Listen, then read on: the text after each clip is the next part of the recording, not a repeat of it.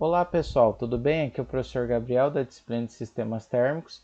Na aula de hoje, pessoal, vamos resolver um exercício do que a gente viu nas aulas teóricas. Ou seja, iremos resolver um ciclo Rankine com reaquecimento, que é uma das práticas utilizadas na indústria para melhorar a eficiência do ciclo, tá? Para isso, pessoal, a gente vai utilizar aquelas informações que vimos, na aula anterior, tá? Então, pessoal, vou ler aqui o exercício com vocês. Uma usina no ciclo Rankine ideal com reaquecimento, né? Então, a gente tem uma usina que trabalha com o ciclo Rankine ideal com reaquecimento. O vapor entra na turbina de alta pressão a 15 megas e 600 graus Celsius e é condensado a 10 kPa. Se o conteúdo de umidade do vapor na saída da turbina de baixa pressão não deve exceder 10,4%, determine a pressão no qual o vapor deve ser reaquecido e eficiência térmica do ciclo, tá? Então, pessoal, para quem não se recorda, esse exemplo a gente viu basicamente a letra C do exercício 1 que resolvemos na aula passada, no qual a gente tinha que na entrada da turbina a gente tinha uma pressão. Vou até colocar aqui os estados separadinhos para a gente encontrar aqui, de 15 mega, ok? E uma temperatura de 600 graus Celsius, tá? Então, pessoal, se eu tenho duas informações, eu tenho o estado. Então, pessoal, vamos analisar qual que é a diferença do ciclo Rankine com o ciclo Rankine com reaquecimento. É que a gente tem duas turbinas, né? Na verdade é uma mesma turbina, só que a gente tem uma seção dela que trabalha uma alta pressão, que é aqui vem diretamente o vapor da caldeira, e depois que a gente passa por essa turbina de alta pressão, a gente dirige uma tubulação novamente para o interior da caldeira, promovendo o reaquecimento desse fluido, tá? O que é interessante nesse processo, pessoal, é que a gente adota que, como ele é um processo ideal, é que ele a uma pressão constante, tá? Saindo disso, desse reaquecimento na caldeira, a gente vai para a turbina de baixa pressão, que extrai o restante da energia elétrica, e a partir daí nós temos o mesmo ciclo que a gente tinha anteriormente, tá? Então, para facilitar a nossa análise, pessoal, vamos escrever todas as propriedades do ciclo. Lembrando que para a gente saber determinar um estado, a gente precisa, de pelo menos duas propriedades em cada ponto, Isso quando a gente fala de um fluido simples, como é o caso aqui, que é a água. Então, pessoal, no 4, o que eu sei aqui do meu 4? Nós não sabemos a pressão. Aliás, é até o que ele está pedindo na letra A. Então, a pressão eu tenho que saber. Eu não tenho mais nenhuma informação, A única coisa que eu sei é que num ciclo Rankine, quando eu passo pela turbina, eu tenho um processo isentrópico. Então, a entropia depois é exatamente entropia de saída do fluido da turbina de alta pressão é exatamente igual a de antes, Eu coloquei S4 igual a S4, mas não. S4 igual a S3, tá? Então, realmente eu não consigo determinar.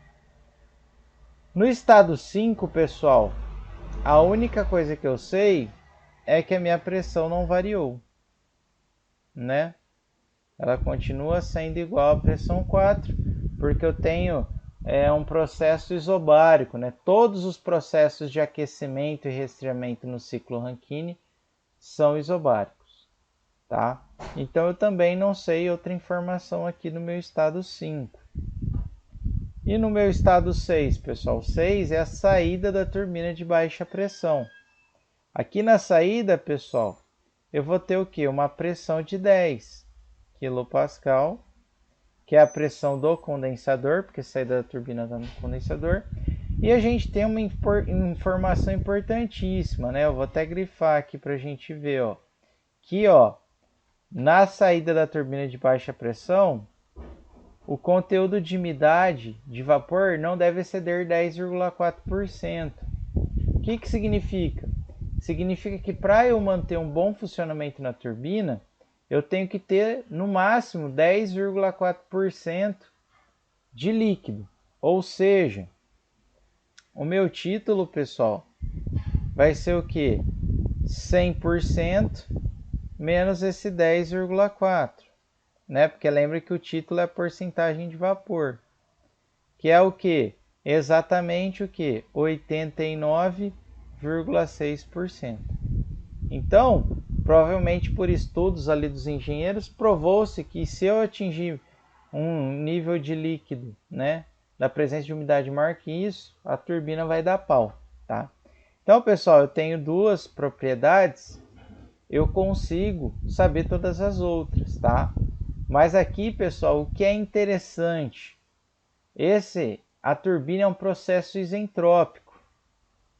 Então, pessoal, a entropia antes de eu entrar aqui na turbina de baixa pressão, ela vai ser exatamente a entropia depois. Essa entropia aqui no estado 6, na saída da turbina, eu sei determinar. Então eu consigo achar aqui a entropia no meu estado 5. Olha que bacana. Tá? Então isso aqui é bem bacana, pessoal, da gente fazer, porque a gente consegue estimar agora o meu estado 5. Ok? Tudo bem então, pessoal? Beleza. Então, feito isso, vamos para os demais estados. Então agora vamos para os estados mais fáceis aqui, ó. Na saída do condensador, pessoal, a pressão ela continua sendo a mesma, né? Não varia, porque estamos no condensador. E como a saída do condensador é a entrada da bomba, o título é 0, ok? Então eu também consigo saber todas as informações do meu estado 1.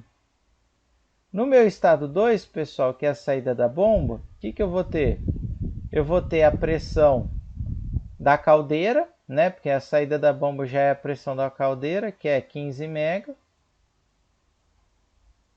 né? E eu vou ter também o quê? Que a entropia é igual, né? Porque a bomba também é um processo isentrópico. Então eu consigo achar a entropia aqui no meu estado 1 e a partir dela eu consigo achar o meu estado 2, ok? Então, pessoal, veja que ó, o estado 1, o estado 2, o estado 6, o estado 3, eu consigo ter todas as informações acerca dele, tá? Eu fiz algo errado aqui, pessoal, que eu fui consultar, eu acabei me esquecendo de escrever essa parte final do exercício, que é o que? Assuma que o vapor é reaquecido à temperatura de entrada, tá? Então, além disso, pessoal, aqui no nosso estado 5, eu vou ter uma temperatura igual a que entra na caldeira, ok? Então, se entrou a 600 graus Celsius, a temperatura aqui no estado 5 é 600, ok?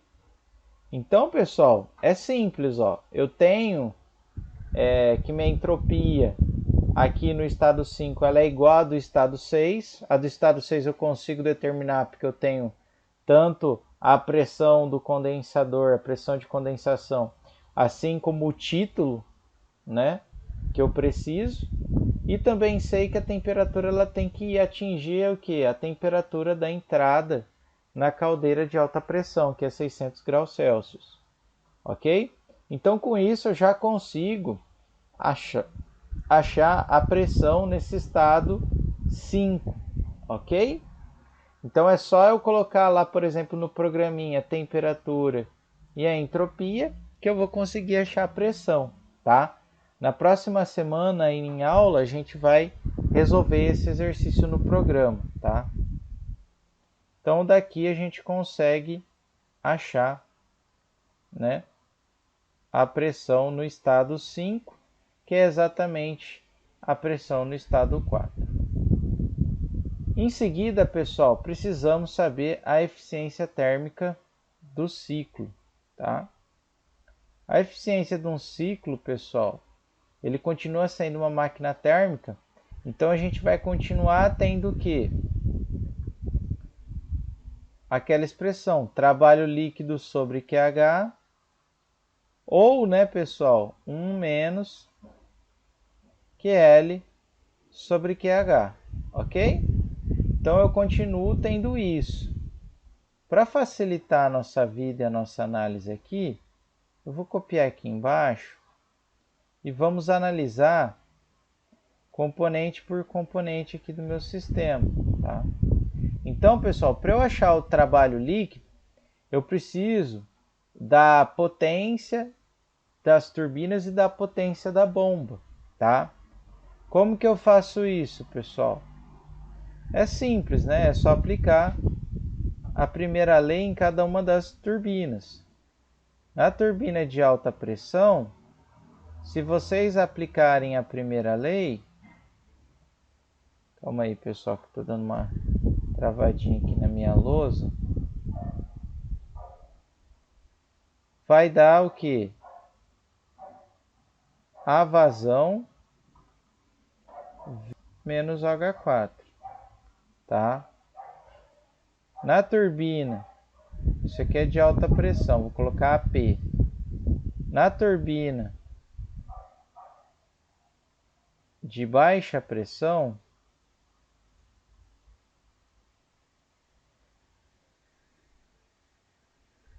o que eu tenho, pessoal? Vou colocar BP, né, baixa pressão, a vazão, pessoal, ali eu falei H3 menos H4, mas eu acabei me esquecendo de substituir. E a de baixa pressão vai ser o que? O H5 menos o meu H6, ok? Analisando a bomba, pessoal, a gente vai ter algo parecido, só que a potência da bomba vai ser o que? Vai ser a vazão vezes o H2 menos o H1, tá? Tudo bem então, pessoal, até aí? Tranquilo? Então aqui a gente consegue obter as informações das turbinas e da bomba. E aí eu consigo obter o meu trabalho líquido, que é o que? Soma tudo, né? A turbina de alta pressão com a turbina de baixa pressão e eu subtraio a bomba, porque a bomba está consumindo potência, tá? E o meu QH, pessoal? Como que eu calculo o meu QH? Para eu calcular o meu QH, eu vou precisar analisar a minha caldeira. Por quê? Porque eu estou fornecendo um QH para o fluido aqui, né? Quando ele tem a primeira passagem, e eu estou fornecendo um segundo QH no processo de reaquecimento, tá? Então, eu tenho essas duas transferências de calor. Quando eu junto elas, né, ó,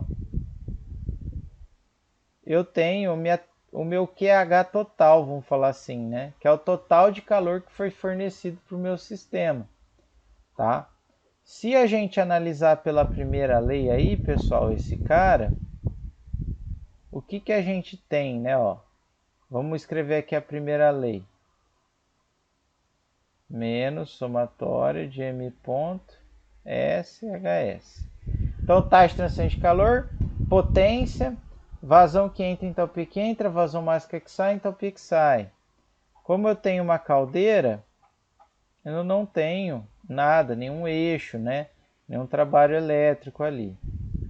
O calor, pessoal, ele é o que? O próprio QH e ele é positivo, porque ele está sendo fornecido. O que eu tenho entrando, pessoal? O meu estado 2, que está vindo da bomba, então que é o M.H2, e eu também estou entrando aqui, ó, após a saída da turbina de alta pressão, que é o M.H4, né, que é o estado 4. Saindo, eu vou ter o que? A saída da caldeira, que é o estado 3. E o que? A saída que vai para a turbina de alta pressão, que é o meu estado 5. Se eu juntar todos esses caras aí, pessoal, o que eu vou ter? Vou passar para o outro lado, o H3 e o H5 ficam positivos. E o meu H2 e o meu H4 ficam negativos. Ok, pessoal? Tá? Então, assim que eu encontro o meu QH. Ok? Feito isso, como que eu acho meu QL? Aí é só analisar o meu condensador, né, pessoal? Vai ficar o meu M ponto H6 menos H1. Ó. Feito isso, pessoal, a gente tem todas as informações necessárias para calcular o que? A minha eficiência da máquina térmica, tá? Uma coisa que vocês podem estar se perguntando, se vocês não se perguntaram, passou desapercebido, né? Professor, você falou que eu estimo o meu estado 5, mas e o meu estado 4? Né? Porque eu preciso do H4 para achar ou a potência da turbina de alta pressão e também para achar o que? O meu QH, o calor fornecido pelo meu ciclo. É simples, pessoal. No estado 4, eu sei que a entropia da saída da turbina de alta pressão é igual à da turbina, a entrada da turbina de alta pressão. Então, o S4 é igual a S3. O S3 eu consigo achar. E, pessoal, lembra que a gente falou que a gente podia achar o P5? Eu mostrei lá para vocês como eu achava a pressão no estado 5. A pressão no estado 4 é igual, tá? Não varia, não tem um outro, como é um ciclo ideal, eu considero que a pressão é constante nesse processo aqui, tá? Então, se eu tenho a pressão e eu tenho a entropia, eu consigo achar a entalpia para utilizar aqui, ó, tanto no cálculo da turbina quanto no cálculo do QH, tá? Então, pessoal, se vocês tiverem acesso aí na casa de vocês, vocês podem tentar fazer esse exercício no ES, tá? Na próxima aula a gente vai fazer esse exercício no ES e a gente vai ver como esse processo de reaquecimento ele é benéfico, né? Tanto para a durabilidade da turbina, porque vai manter o meu título maior do que manteria se eu não tivesse o reaquecimento, assim como para o aumento da eficiência do ciclo, tá? Então, obrigado, espero que vocês tenham gostado e até a próxima aula.